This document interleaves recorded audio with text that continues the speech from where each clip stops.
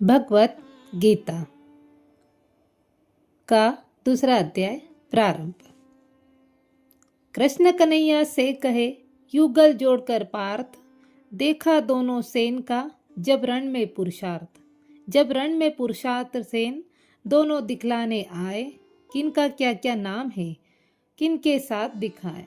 दोनों सेना मध्य में करो मेरा रथ आन, दीन बंधु मेरे कथन पर कुछ दे दीजिए ध्यान। दूसरा अध्याय साख्य योग।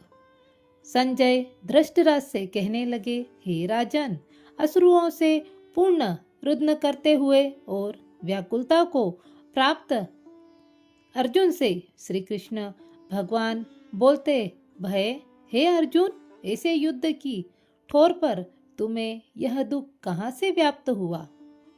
इस बात से न स्वर्ग मिलता है और न संसार में कीर्ति ही होती है। हे अर्जुन, इस नपुंसक को जैसी प्रकृति को त्याग कर उठ खड़ा हो। अर्जुन बोला, हे मधुसूदन, भीष्म और द्रोणाचार्य तो पूजने योग्य है, इनकी पूजा कीजिए। इन पर बाणों का प्रहार किस भांति किया जाए। ये तो बड़े महागुरु हैं, इनको मारने से मेरा कल्याण कहाँ है। इंद्रियों की तृप्ति के निमित्त इनका घात करिए, इनको मारकर राज के भोग भोगिए। सो भोग इनके रुधिर के साथ लिपटे हुए भोगिए। और यह भी आवश्यक नहीं है जो सर्वदा हमारी ही जीत हो। जिनको मारकर हम जीना नहीं चाहते, वे धृष्टराज के पुत्र हमारे सम्मुख खड़े हैं। आपने जो कहा कि नीच बुद्धि को मत प्राप्त हो, सो मैं नीच बुद्धि के पाप को मानता नहीं। और मैं ऐसा मूर्ख हो गया हूँ जो धर्म अधर्म को नहीं समझता कि धर्म मुझको किस प्रकार हो सकता है और अधर्म कैसे। प्रभु जी, मैं शासन योग्य हूँ।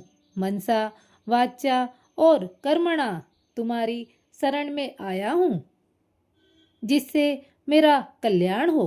सो बात निश्चय कर मुझे कृपा कर कहे, ताकि मेरा शोक दूर हो।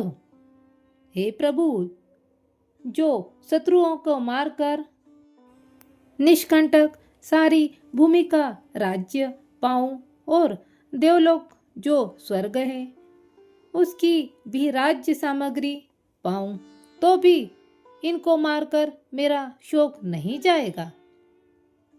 भूमि के राज्य की बात तो दूर है।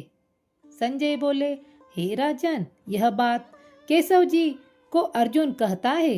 हे गोविंद जी, मैं इनके साथ युद्ध किसी भी प्रकार नहीं करूंगा। यह कहकर अर्जुन चुप हो गया। संजय धृष्टराज को कहते हैं, हे राजन, ऐसे दुख प्राप्त अर्जुन को श्री कृष्ण भगवान जी हंसकर कहते हैं। श्री कृष्ण बोले, हे अर्जुन, जो विवेकी पुरुष हैं वे किसी वस्तु की चिंता नहीं करते। जिनको मारने की चिंता तूने करी, सो कहने से मारे नहीं जाते। क्या यह अभी उपजे हैं? नहीं, पीछे भी थे और अब भी है और आगे भी होवेंगे। वह बोलन हारा आत्मा है, सो अविनाशी है और देह की जैसी तीन अवस्था है, बाल, यौवन और बुढ़ापा, तैसी चौथी अवस्था देह की मरण है। विवेकी पुरुष आत्मा को अविनाशी जानते हैं और देह का मरण ही धर्म है। जानकर बुद्धिमान किसी का शोक नहीं करता।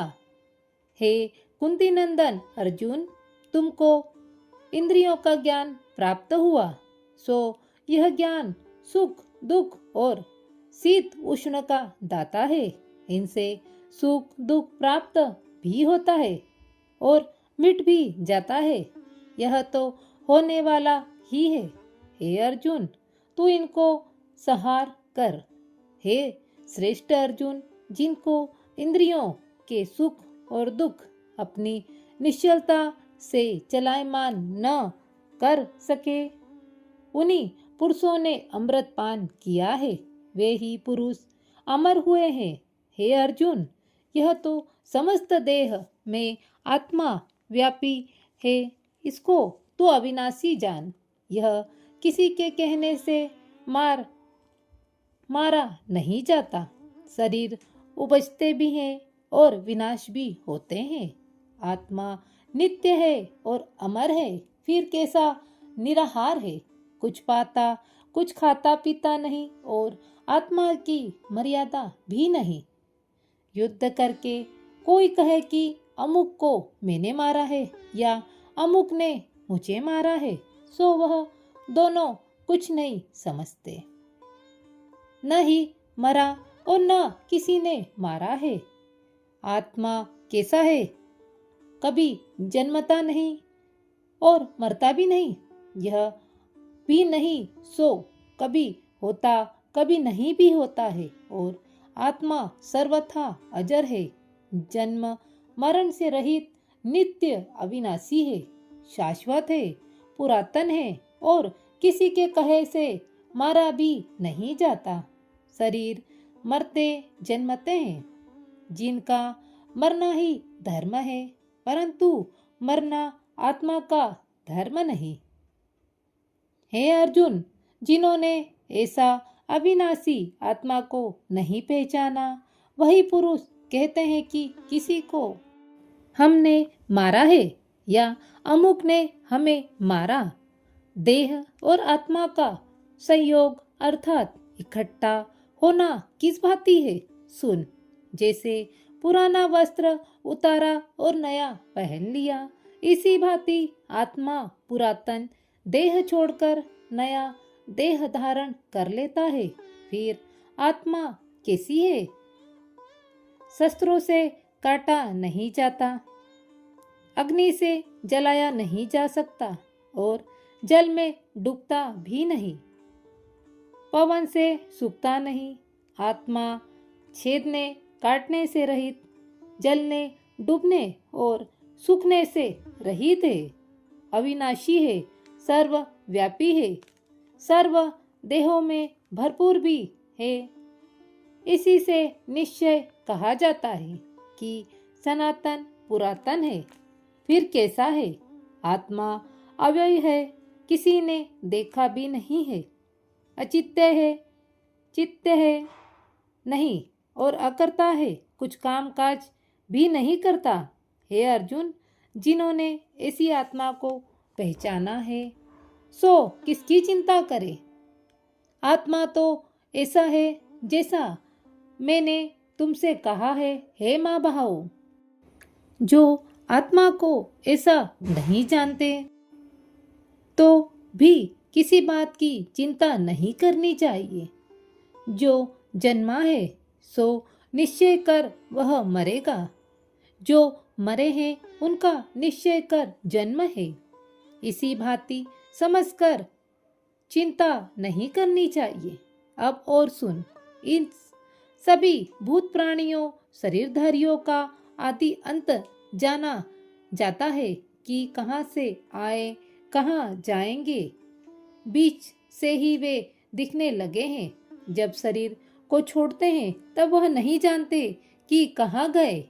जिनका आदि अंत न जाना जाए कि कहाँ से आए कहाँ को गए, उसकी चिंता क्या करे।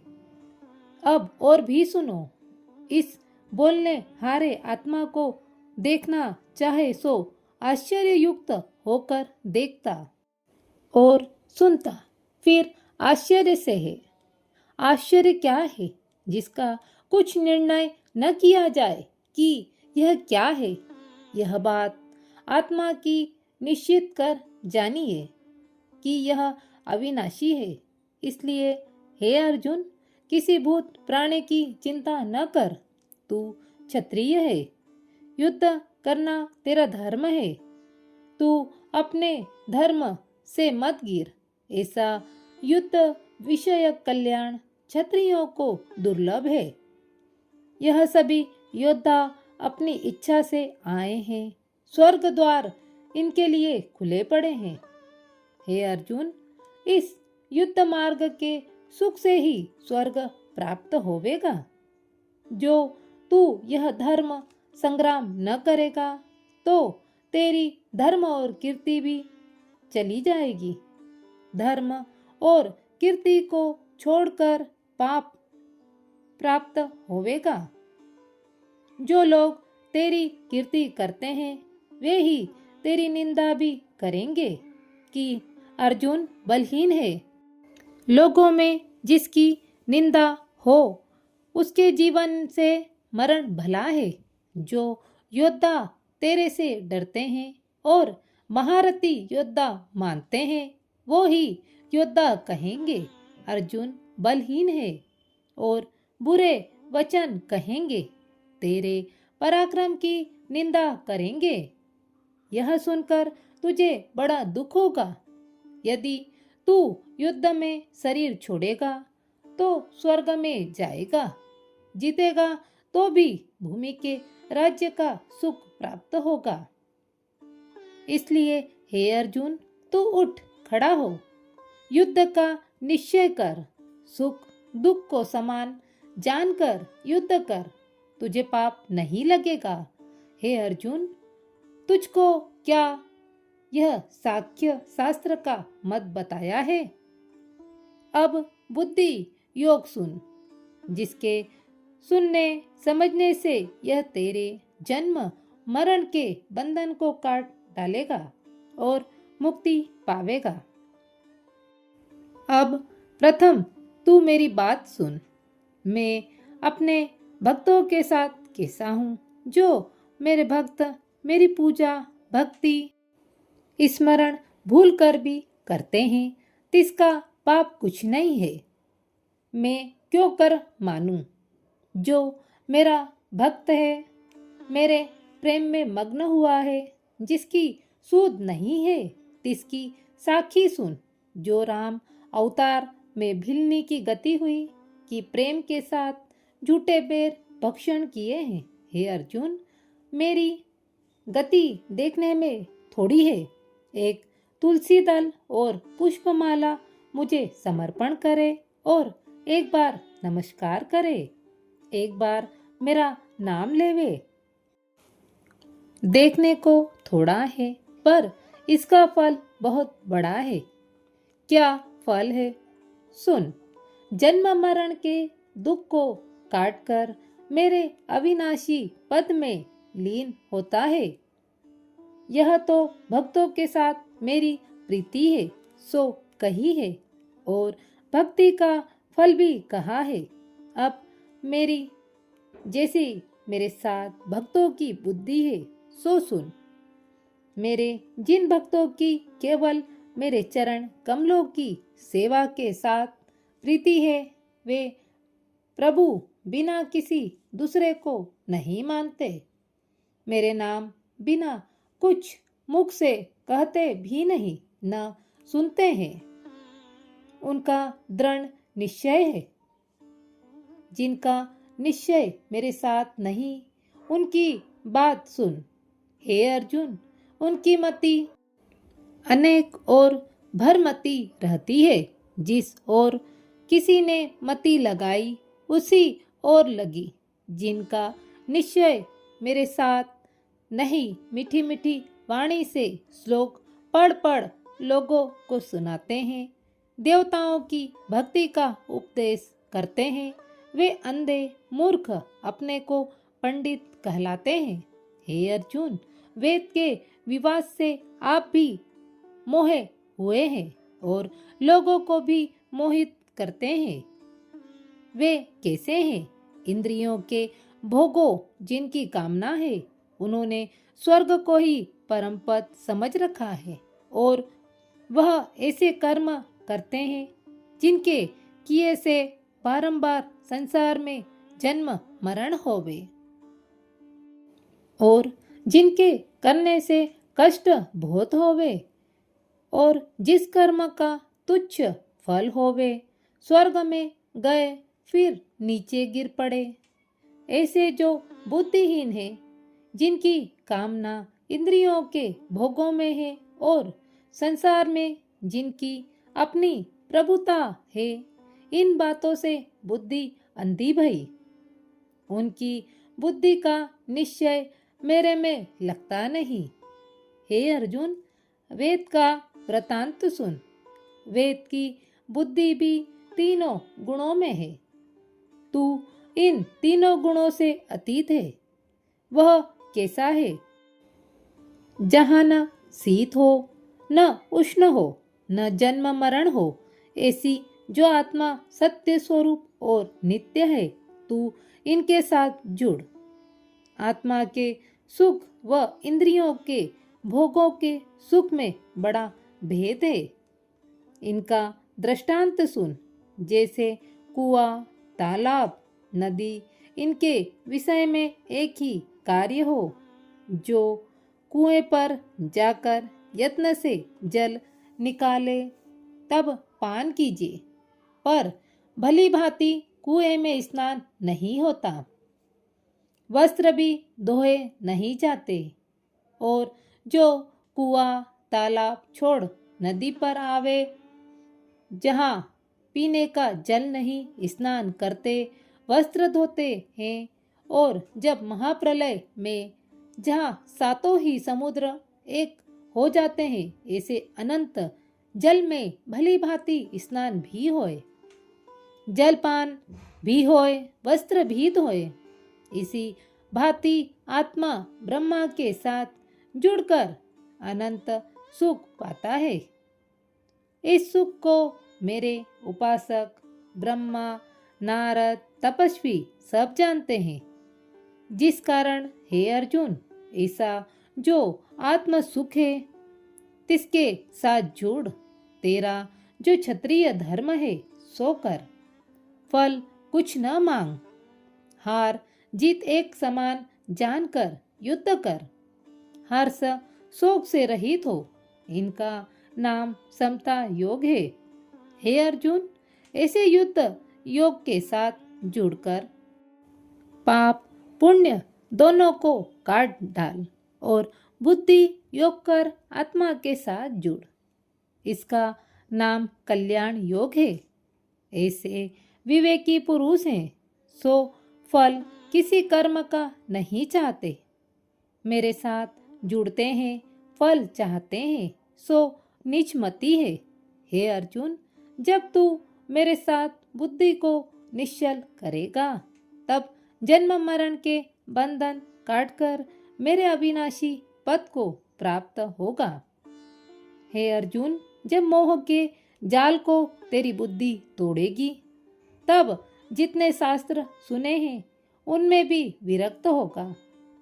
जब तेरी बुद्धि निर्मल होगी, तब तू समाधि योग के सुख को जानेगा। श्री कृष्ण भगवान के वचन सुनकर अर्जुन प्रश्न करते हैं, हे केशव, जिसकी निश्चल बुद्धि है, तिनके लक्षण कृपा कर कहो। तिसकी बोली कैसी है, समाधि कैसी है, लोगों के साथ बात किस भांति करता है, और चलता बैठता किस भांति है। मैं कैसे समझूं कि यह निश्चल बुद्धि है। इतना सुनकर श्री कृष्ण भगवान कहते हैं, हे अर्जुन, जिसकी कामना किसी बात पर नहीं उठती, जो अपनी आत्मा को संतुष्ट पाकर संतुष्ट है, उनको तू निश्चल बुद्धि जान। फिर कैसा है? जिसकी देह को यदि दुख लगे तो चिंता न करे और सुख की इच्छा न करे। किसी से जिसका मोह नहीं और किसी का भय नहीं, किसी के साथ बैर नहीं और किसी के साथ क्रोध नहीं होता, फिर कैसा है? जिसको किसी से प्रीति नहीं, जिसे भली वस्तु पाकर हर्ष नहीं और बुरी वस्तु पाकर शोक नहीं, उसकी बुद्धि निश्चल जान। फिर कैसा है? जैसे कछुआ अपने हाथ, पांव, मुख सभी इंद्रियां अपनी खोपड़ी में चढ़ा लेता है। वैसे ही जिसने सभी इंद्रियां विषयों से हटाकर बांध रखी है, तिसको तू निश्चल बुद्धि मान। हे अर्जुन, यद्यपि विवेकी पुरुष इंद्रियों को जीतने का प्रयत्न करता है, तो भी इंद्रियां बलवान है, मन को अपनी ठोर से चलायमान कर देती है। हे अर्जुन, उन सब इंद्रियों को तू वश में कर। किस भांति वश में करे सो सुन। मन का निश्चल चेता मेरे में रख। मन ही से ही इंद्रियां जीती जाती है, सोई मेरे में निश्चल रख। तब इंद्रियां आप ही जीती जावेगी। जिसके वश में इंद्रियां है, उसकी बुद्धि निश्चल जान। और जो मेरे नाम तथा मेरे ध्यान बिना कुछ चितवाना बात करता है, इससे मनुष्य का किस भांति कार्य बिगड़ते हैं सो सुन। जो विषयों की बात कर उसका संग न करे, अथवा अपने मन में विषयों का ध्यान करने से मन में कामना उपजती है, काम से क्रोध उपजता है, क्रोध से लोभ, लोभ से मोह, मोह से चैतन्य का नाश होता है, चैतन्य के नाश से बुद्धि का नाश होता है। जब बुद्धि नष्ट हुई तब यह पशु हुआ। इस कारण से मेरे भक्त संसार में विषयों का संग कभी नहीं करते और नाम के बिना और कोई बात नहीं करते। मन की चिंतवनी बिना और कुछ संकल्प नहीं करते। यह मेरे भक्तों को मेरी आज्ञा है।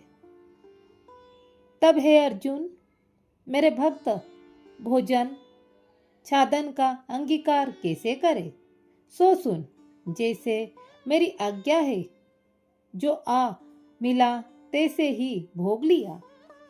शोक से रहित जिनके मन का निश्चल चेता मेरे में होता है, उस पर मेरा कृपा करता हूँ।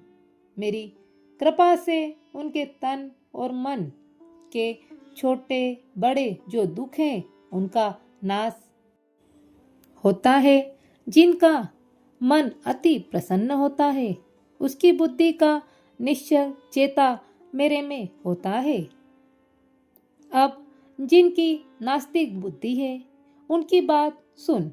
हे अर्जुन, नास्तिक बुद्धि किसको कहते हैं? जो ऐसा कहते हैं कि परमेश्वर कहाँ है, तिनकी श्रद्धा मेरे में नहीं लगती। मेरे में श्रद्धा लगे बिना शांति और शांति के बिना कोई सुख नहीं।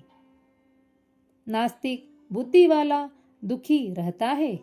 हे अर्जुन, जो इंद्रियां विषयों की ओर चले, उनके पीछे मन को न जाने देवे, उसकी बुद्धि कैसी है सो सुन। जैसे नौका नदी के परले किनारे चलती है और पवन का झोंका साथ आता है, तो नौका को इस तट पर नहीं लगने देता। वह जिधर किधर आ लगती है, इसी भांति इंद्रियां के पीछे मन को न जाने दी। इसलिए हे अर्जुन, प्रथम तू इंद्रियों को वश में कर।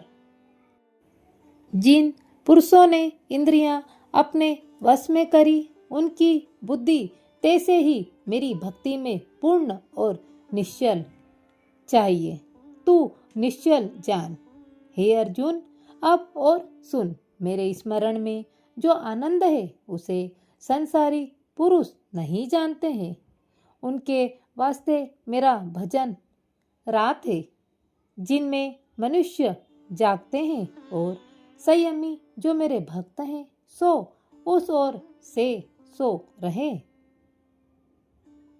उनके वास्ते संसार की बात रात्रि है, और जो मेरे भक्त हैं वे मेरे भजन में जागते हैं, सावधान है।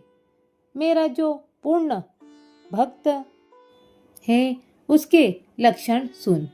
जैसे समुद्र अपने जल से पूर्ण और निश्चल है, वह कैसे है जिसकी कामना मेरे भजन बिना किसी बात को नहीं चाहती। ऐसे जो अप्रिय अवांछी निरहाकार ममता से रहित है, वे शांति पद में लीन है और शांति उसमें लीन है। हे अर्जुन, यह मैंने तुझको ब्रह्मा स्थिति कही है। जो ब्रह्मा में है उसकी यह स्थिति स्वभाव से प्राप्त है। सो फिर माया के लोभ से नहीं मोहा जाता, क्योंकि वह माया को जीत निर्वाण ब्रह्मपद को जाय प्राप्त होता है। दूसरे अध्याय का महत्व। श्री नारायण जी कहते हैं, हे लक्ष्मी, दक्षिण देश के इंद्रपुर नामक नगर में विष्णु नामक सेठ एक साधु की सेवा करता था। वह एक दिन साधु से बोला, मुझे नारायण जी के पाने का उपदेश करो। बहुत दिन बीतने पर वहाँ बालक ब्रह्मचारी आया। उसने ब्रह्मचारी से विनय करी, मुझे नारायण जी के पाने का उपदेश दो। तब बालक ब्रह्मचारी ने कहा, मैं तुझे कल्याणकारी गीता जी के दूसरे अध्याय का पाठ सुनाता हूँ। विष्णु ने पूछा, गीता का दूसरा अध्याय सुनकर कोई कथार्थ भी हुआ है? बाल ब्रह्मचारी ने कहा, हाँ, पहले एक प्राचीन कथा सुनो। एक अयाली वन में बकरियां चराया करता था। एक दिन वह बकरियां लेकर घर को वापस आ रहा था कि रास्ते में एक सिंह बैठा दिखाई दिया। सबसे आगे वाली बकरी को देखकर सिंह डरकर भाग गया। अयाली आश्चर्य के मारे खड़ा रह गया। मैं भी वहां मौजूद था। अयाली ने पूछा कि वह सिंह बकरी से डरकर क्यों भाग रहा है? मैंने कहा, यह बकरी पिछले जन्म में डायन थी और यह सिंह फंदक था। एक दिन बकरी डायन ने फंदक को खा लिया। वही फंदक मरकर यह सिंह बना और वह डायन बकरी बनी। सिंह को पिछला जन्म याद रहा। अब बकरी को देखकर सिंह ने जाना कि यह डायन मुझे खाने आई है, इसलिए भाग गया। अयाली ने पूछा, मैं पिछले जन्म में कौन था? मैंने कहा, तू पिछले जन्म में चांडाल था। अयाली ने कहा, क्या हमारा उद्धार भी हो सकता है? मैंने गीता का दूसरा अध्याय सुनाया। उन तीनों की मुक्ति हुई। अब ब्रह्मचारी ने विष्णु को वहां गीता के शब्द सुनाए। वह गीता ज्ञान सुनकर मुक्त हुआ और देव देह पाकर बैकुंठ को गया। श्री नारायण जी बोले, हे लक्ष्मी, श्री गीता जी के श्रवण करने से जीव मुक्त हो जाते हैं और पाठ का फल भी अधिक मिलता है।